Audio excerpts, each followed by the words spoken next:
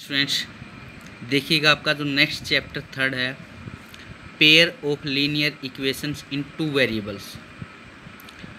अब हम पेयर का मतलब जोड़े का मतलब दो से, यहाँ से लीनियर का मतलब क्या होता है, जो वेरिएबल है उसकी हाईएस्ट पावर 1 होनी चाहिए। इक्वेशंस क्या है आपके पास, जो भी पोलिनोमियल है अगर उस पोलिनोमियल को इक्वल्स टू 0 या इक्वल टू कांस्टेंट रख देते हैं तो इक्वेशन हो जाएगी।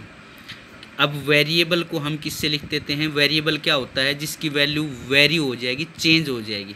कितने वेरिएबल होने चाहिए, 2 वेरिएबल। जैसे कि यहाँ पर आपके पास x और y आपके पास 2 वेरिएबल हैं, ठीक है, तो ये 2 वेरिएबल हो गए। इक्वल टू का निशान आ गया तो आपके पास इक्वेशन हो गई। x और y की हाईएस्ट पावर 1 है तो लीनियर हो गई। अब पेयर का मतलब 2 इक्वेशन, जैसे ये एक इक्वेशन है ऐसे ही एक और इक्वेशन लेंगे तो ये आपके पास लीनियर इक्वेशन है 2 वेरिएबल के अंदर, जहाँ पर a b c कांस्टेंट हैं। a क्या है, जो x का कोफिशिएंट है वो, और b क्या है, y का कोफिशिएंट है वो। तो कहता है जो a और b हैं दोनों के दोनों 0 नहीं होने चाहिए, या इसको न्यूमेरिकली ये कह सकते हैं इनका स्क्वायर का सम कभी भी 0 नहीं होना चाहिए, क्योंकि स्क्वायर का सम 0 केवल तभी होगा जब ये दोनों 0 हो जाएंगे। तो ये बता रखा है दोनों 0 नहीं होने चाहिए, मतलब ये वैल्यू 0 नहीं होनी चाहिए। अब हम 2 इक्वेशंस लेके चलते हैं और उनका हम करेंगे सॉल्यूशन।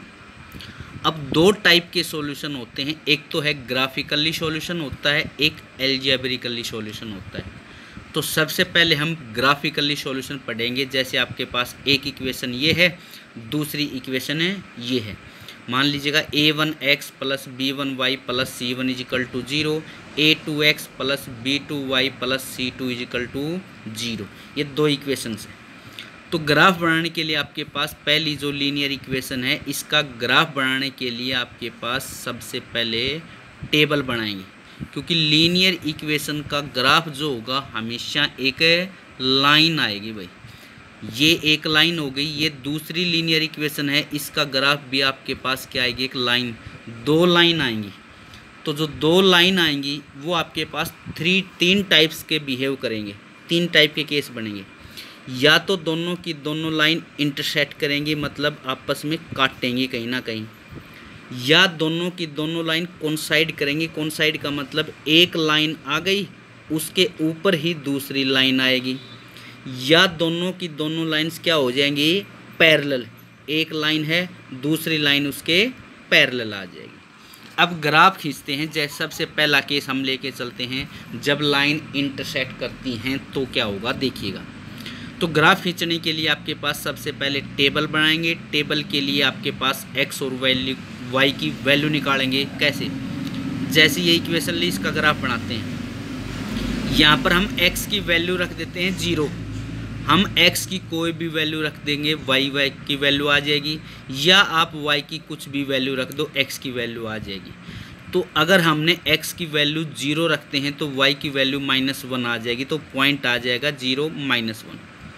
दूसरा, अगर हम y की वैल्यू 0 रख देते हैं तो x की वैल्यू -1/3 आएगी, फ्रैक्शन में आ गया। उसको हटाने के लिए आपके पास और ऐसी वैल्यू ले लेंगे ताकि x और y की वैल्यू आपके पास पूरा का पूरा इंटीजर आए, फ्रैक्शन में ना आए। इसलिए अगर y 0 को लेते हैं तो x की वैल्यू फ्रैक्शन में आएगी, तो y 0 को अवॉइड कर दो और कुछ रखो। y की वैल्यू आपके पास, x की वैल्यू 1 ले लेते हैं, तो x की वैल्यू 1 रखते हैं तो y की वैल्यू -4 आ जाएगी।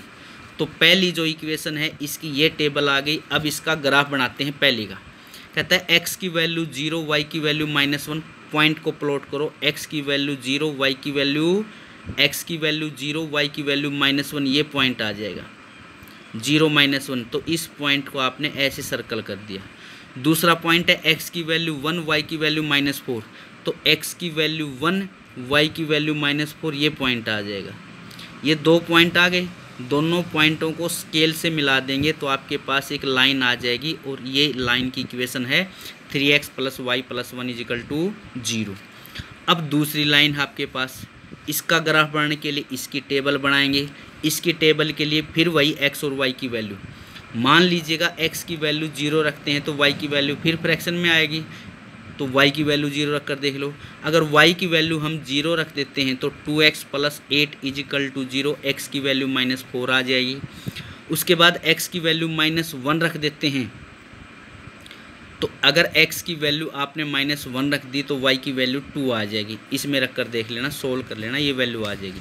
अब इन पॉइंट्स को मिलाएंगे तो x की वैल्यू -4 y 0, तो x की वैल्यू -4 ये आ गया, -1 -2 -3 -4, x की वैल्यू -4 y 0 है तो ये पॉइंट आ जाएगा। उसके बाद x की वैल्यू -1 y 2, तो x की वैल्यू -1, y की वैल्यू प्लस में 2, y की वैल्यू 1, y की वैल्यू 2, x की वैल्यू -1 है तो y की वैल्यू 2, ये पॉइंट आ जाएगा -1 2। अब इन दोनों पॉइंटों को मिला देंगे एक स्केल से, तो आपके पास ये लाइन की इक्वेशन आ जाएगी। तो ये दोनों की दोनों लाइन इस पॉइंट P पर काटती हैं। तो दो लाइंस का अगर आपने ग्राफ बनाया देखा तो लाइन एक केस आ गया इंटरसेक्ट करती हैं। ऐसे ही आपके पास दूसरा और तीसरा केस आएगा, एक लाइन के ऊपर दूसरी लाइन आ जाएगी या एक लाइन के पैरेलल दूसरी लाइन आ जाएगी। अब हमने पढ़ा दो लाइनों की इक्वेशन a1x + b1y + c1 = 0, एक लाइन ये है, और दूसरी लाइन को मैं ये लिख देता हूँ a2x + b2y + c2 = 0।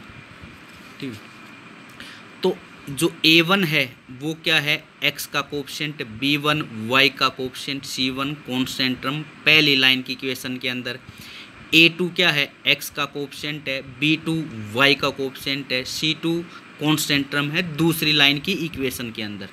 तो इन दोनों लाइनों की इक्वेशंस के अंदर हमें यहाँ से पता चलेगा, अगर a1 अपॉन में a2 और b1 इसके अपॉन में ये और इसके अपॉन में ये निकालते हैं, अगर ये इक्वल्स टू नहीं है तो इसका मतलब क्या होगा, लाइंस आर इंटरसेक्टिंग। एक तो आपने ग्राफ बना के चेक किया, पता चला कि लाइन इंटरसेक्ट कर रही हैं।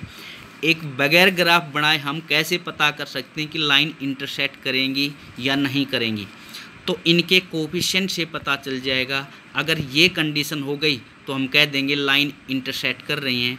अगर a1 upon a2 = b1 upon b2 not equals to c1 upon में c2, अगर ऐसा आ जाएगा तो हम कह देंगे लाइंस आर पैरेलल होंगी।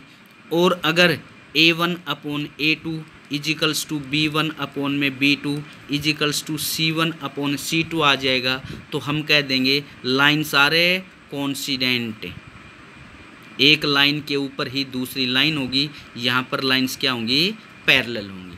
तो जो ये तीन केस बनाए हैं, इन तीनों केसेस का दो तरीके से पता किया जा सकता है कि ये केस लाइन इंटरसेक्ट होंगी या नहीं होंगी।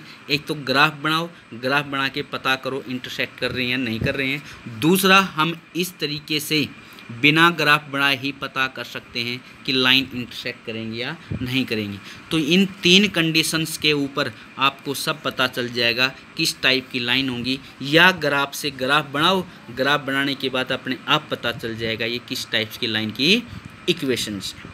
इसके बाद के जो क्वेश्चंस हैं वो आपके पास नेक्स्ट वीडियो के अंदर करवाएंगे। धन्यवाद।